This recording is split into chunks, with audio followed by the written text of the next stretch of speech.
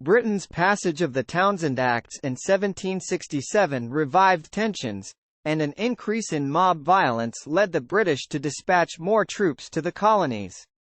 On March 5, 1770, when a lone British sentry was accosted by a mob of men and boys, 8 of his fellow soldiers reinforced him, and the crowd around them grew to several hundred. The soldiers were struck with snowballs, ice, and stones, and in the chaos the soldiers opened fire, killing 5 civilians, bringing about the infamous Boston Massacre. The accused soldiers were arrested on charges of murder. When no other attorneys would come to their defense, Adams was impelled to do so despite the risk to his reputation. He believed no person should be denied the right to counsel and a fair trial. The trials were delayed so that passions could cool. The week-long trial of the commander, Captain Thomas Preston, began on October 24 and ended in his acquittal, because it was impossible to prove that he had ordered his soldiers to fire. The remaining soldiers were tried in December when Adams made his famed argument regarding jury decisions. Facts are stubborn things.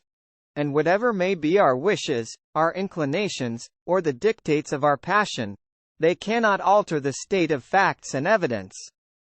He added, "It is more important that innocence be protected than it is that guilt be punished, for guilt and crimes are so frequent in this world that they cannot all be punished. But if innocence itself is brought to the bar and condemned, perhaps to die, then the citizen will say, 'Whether I do good or whether I do evil is immaterial, for innocence itself is no protection,' and if such an idea as that were to take hold in the mind of the citizen, that would be the end of security whatsoever." Adams won an acquittal for 6 of the soldiers. 2, who had fired directly into the crowd, were convicted of manslaughter. Adams was paid a small sum by his clients. According to biographer John E. Furling, during jury selection Adams expertly exercised his right to challenge individual jurors and contrived what amounted to a packed jury. Not only were several jurors closely tied through business arrangements to the British Army, but 5 ultimately became Loyalist exiles.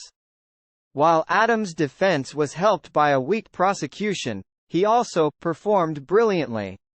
Furling surmises that Adams was encouraged to take the case in exchange for political office.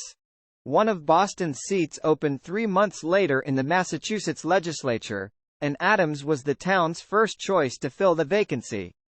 The prosperity of his law practice increased from this exposure, as did the demands on his time. In 1771, Adams moved his family to Braintree, Massachusetts, but kept his office in Boston.